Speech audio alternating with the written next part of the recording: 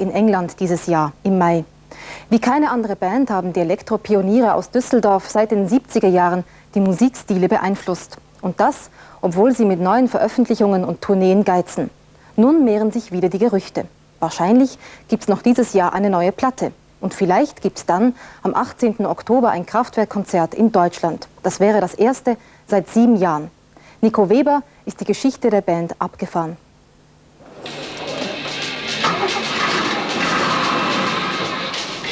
Unterwegs mit der Band Kraftwerk. Die Gitarre ist für sie ein Instrument aus dem Mittelalter. Zum Rock'n'Roll Ende der 60er sind sie der Gegensatz schlechthin.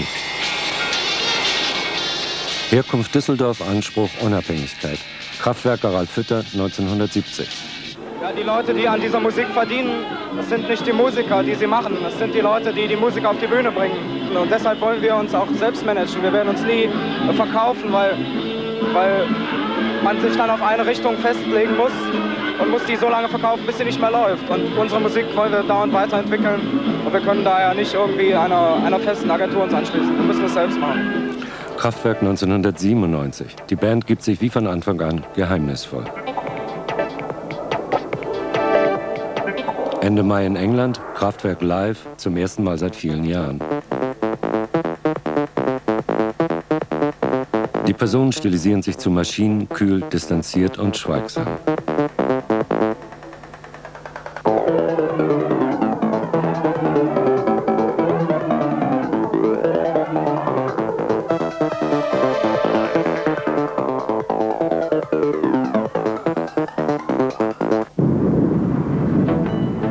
Ein Rätsel sind sie noch immer. In den 70ern und 80ern zur Institution herangewachsen, erschien 91 nur noch ein Remix alter Songs. Seitdem Stille. Nicht nur die englische Presse fragt sich heute, who the fuck are Kraftwerk? Der erste Kraftwerk-Auftritt 1971 im Beat Club. Sie improvisieren und mischen Melodien mit elektronischen Geräuschen.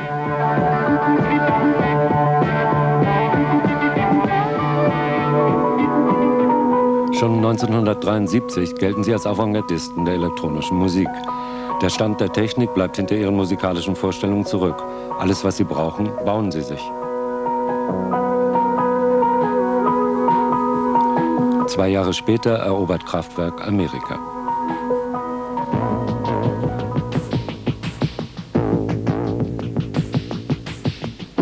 Deutscher Erfolg im amerikanischen Metropolis. Ihr Hit Autobahn beschert ihnen internationale Anerkennung. Kraftwerk am Broadway. Ihr extrem stilisiertes, teutonisches Image ist inzwischen perfekt. Die Technologie immer das Neueste. Musik aus der Gegenwart für die Zukunft. Düsseldorf. Die Ideenfabrik, das Klingklangstudio Ihr Kraftwerk. Dort arbeiten sie wie Wissenschaftler im Labor, abgeschirmt von der Außenwelt.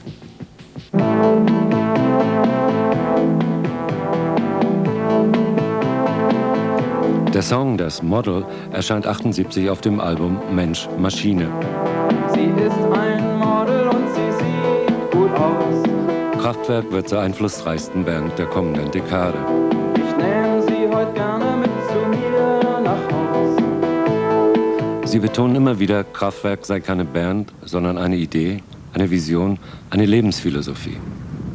Es kam so 77, 78 immer mehr unser Gedanke auf das austauschbaren Menschen, als wir uns mit den Robotern, mit den Showroom-Dummies, also Schaufensterpuppen beschäftigt haben und kurze Zeit danach mit der Menschmaschine.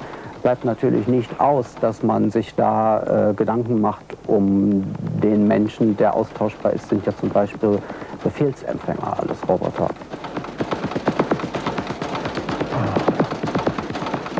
Der Mensch in einer hochindustrialisierten Welt.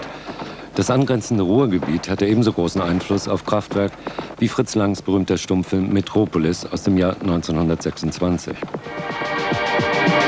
Der Trans-Europa-Express nimmt uns mit auf die Reise.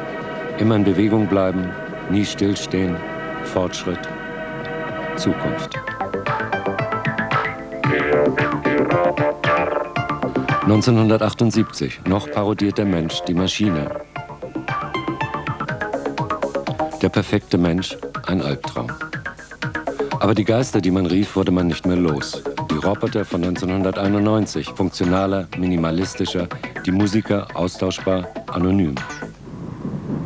Der Mythos Kraftwerk lebt auch ohne sie, durch ihre Verweigerung und den Einfluss ihrer Musik. Als ich das erste Mal in Deutschland lebte, bin ich völlig eingetaucht in den Düsseldorf-Sound. Diese Art von Rhythmen, Vorläufer des Techno, waren sehr wichtig für unsere Arbeit. Die Musikszene von heute hat sich bei Kraftwerk konsequent bedient. Das Kind heißt Techno. Kraftwerk sind auf jeden Fall natürlich eine der Hauptquellen immer gewesen. Großartig, wahrscheinlich die beste weiße Rhythmusgruppe aller Zeiten. Und die einzige, die die schwarze Musik beeinflusst hat. Boing, ping, boom, jack, ping, boing, ping, boom, jack. Boing, ping, boom, jack, boing, boom, jack. Kraftwerk, das hieß immer, dem Trend voraus zu sein. Musikalisch, visuell, bei Technikkritik und Technikverherrlichung. Also ich finde ganz interessant, diese Idee von Kraftwerk damals, also vor 20 Jahren fast, zu sagen Mensch-Maschine. Also ich bin absolut sicher, dass diese Musik von Kraftwerk überleben wird, so wie ihre Ideen auf jeden Fall. Ich war immer der Meinung, das Schwerste überhaupt ist, einfach zu sein. Und ich finde, das ist Kraftwerk absolut gelungen. Die haben im Grunde was sehr Kompliziertes genommen und haben daraus was unheimlich Einfaches gemacht. Und das heißt, man muss nicht weiter fragen. Es steht da, alles, was man wissen will, wissen soll, hört man.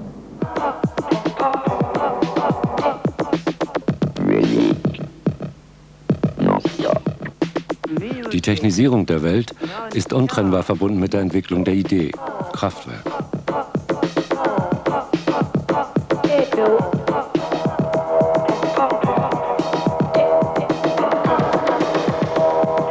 Jetzt sind sie wieder auf der Reise. Ziel unbekannt. Frank Laufenberg, Sie arbeiten seit 30 Jahren im Musikjournalismus. Sie waren einer der Väter der Musiksendung Popshop und haben Ihr Wissen über die Pop- und Rockmusik in zahlreichen Büchern veröffentlicht. Als Kraftwerk damals rauskam, fanden ja viele Ihre Musik etwas seltsam. Wie kam das denn bei Ihnen an? Ja, ich muss jetzt einfach noch mal fragen, was hat dein Kraftwerk so Ende der 60er, Anfang der 70er Jahre gemacht? Wenn ich das noch mal richtig stellen kann, die werden jetzt hingestellt als die Väter der elektronischen Musik. So ganz scheint mir das nicht richtig zu sein.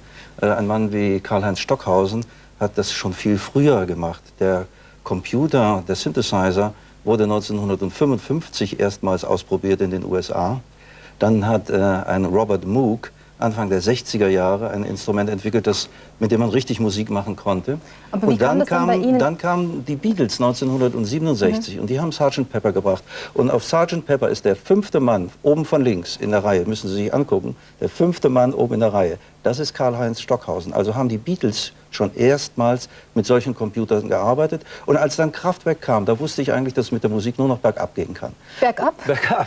Denn es ist ja völlig klar. Schauen Sie, zum ersten Mal war doch eigentlich jeder in der Lage, Musik machen zu können.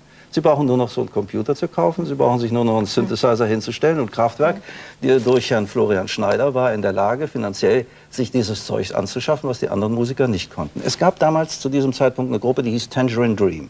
Der hat genauso elektronische Musik gemacht. Aber die sind nie hingegangen und haben dann gesungen, sie ist ein Model und sie sieht gut aus und ich nehme sie heute Abend gerne mit nach Haus. Also, und die sind in solche Niederungen dann nicht gegangen, sondern sind immer bei ihrem Stil geblieben. Deshalb sind sie kommerziell auch nie erfolgreich geworden. Wie erklären Sie sich dann den Riesenerfolg von Kraftwerk? Kraftwerk hatte ja dann mit Autobahn erstmals einen richtigen Erfolg, und zwar in den USA. Und ich glaube ganz sicher, und das kann man auch in amerikanischen Publikationen nachlesen, dass das ein Missverständnis war.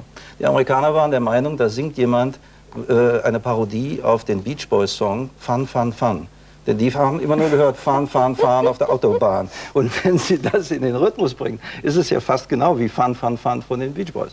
Und da nach Amerika oder zurück kam dann die Welle, Kraftwerk ist eine ganz tolle Band. Erstmals hat eine deutsche Gruppe einen Hit in der amerikanischen LP-Hitparade und so weiter. Und dadurch kam natürlich Kraftwerk dann auch hier bei uns an. Aber Ihr Einfluss jetzt zum Beispiel auch auf den Black Rap oder etwas kleiner ausgedrückt vielleicht auf Techno oder so, das ist ja nicht abzustreiten. Ja, ist das erfreulich? Für Sie nicht? Nein. Also schauen Sie, wenn Sie jetzt sehen, dass die deutschen Musik im Ausland Erfolg hat, wie Coco Jumbo, hat plötzlich ist ein Hit in der amerikanischen Hitparade. Und das wird jetzt mit Deutschland verbunden. Finden Sie das toll? Ich nicht. Also mir wäre es lieber, es wäre richtig schöne Rockmusik, die aus Deutschland käme und die dann international erfolgreich wäre. Das ist doch einfach, weil Sie ein alter Rocker sind und mit der Elektromusik selber so nicht so viel anfangen können. Nein, ich sage, sie gibt jedem die Möglichkeit, auch Musik machen zu können. Das finde ich also eigentlich schön. Genauso wie die Rap-Musik ja jedem auch musikalisch nicht sonderlich begabten Menschen die Möglichkeit gibt, eine Platte aufzunehmen. Also ich sage das übrigens ganz bewusst und kann das auch sagen, denn zusammen mit Thomas Gottschalk und Manfred Sechsauer habe ich 1980 die erste deutsche Rap-Platte aufgenommen. Also da habe ich eigentlich nur gegen mich selbst geschlagen, denn musikalisch bin ich da auch etwas unterbedarft. Jetzt ist es aber so, dass Kraftwerk ja ganz spezielle Vermarktungsstrategien angewendet hat. Sie haben immer selbst bestimmt, wann Sie eine Platte herausgeben. Sie haben zum Beispiel ganz wenige Interviews gegeben, irgendwelchen Journalisten. Das wäre ja für eine Band heute überhaupt nicht mehr möglich so. Ah doch, es gibt ja auch andere Interpreten, die sich da zurückhalten. Und aber sagen, ganz wenige. Ganz wenige. Ich finde, das ist natürlich schon bemerkenswert, was die beiden da gemacht haben, die Protagonisten, Florian und der Ralf. Denn die haben sich einfach gesagt, wir sind die Band. Wir sagen, wann eine neue Gruppe, wann eine neue Platte erscheint und lassen uns hier nicht von der Plattenfirma drangsalieren, sondern wir haben unser Klang Records und die Plattenfirma selbst darf die Platte vertreiben, aber ansonsten kann sie nichts sagen. Das finde ich bemerkenswert. Aber ansonsten, Sie müssen davon ausgehen, anders als die Rolling Stones, die ja auch wahrscheinlich irgendwann noch mit dem Rollstuhl auf die Bühne fahren, haben das Kraftwerk haben das gar nicht nötig, so nach außen zu treten. Diese Coolness, die sie immer vertreten haben, fand ich ganz toll. Und wenn man sich die beiden mal anguckt, also Florian und Ralf, sie haben ja wirklich auch die sexuelle Ausstrahlung eines brunstigen Maulwurfs. Also insofern, die brauchen das gar nicht. Sie haben sich halt nie dahingestellt, sondern gucken Sie so ein Bildchen an hier. Ich weiß nicht, ob die Kamera das mal zeigen kann. Da sind die, das ist einfach so schön. Nee, die Kamera kriegt sich mit. Aber das ist schon, ne? Die wollten das auch gar nicht. Die wollten nicht da vorne stehen und haben es auch richtig gemacht. Wieso kommen denn die jetzt wieder zurück? Ist das so wie mit den alten Rockern, die Dinosaurier, die dann immer noch mit 50 auf Tournee gehen müssen? Oder wie erklären Sie sich das? Das ist deren Arbeit. Also ich sagte ja gerade, die sind so um die 50. Die haben noch keine Lust, in Rente zu gehen. Die wollen noch ein bisschen weitermachen. Und man darf es auch nicht unterbewerten, was sie gemacht haben. Sie haben in der Tat richtungsweisend für die Techno-Musik was gemacht. Aber ich muss ehrlich gestehen, ich kann mit der Techno-Musik wenig anfangen. Das ist das Problem. Ne?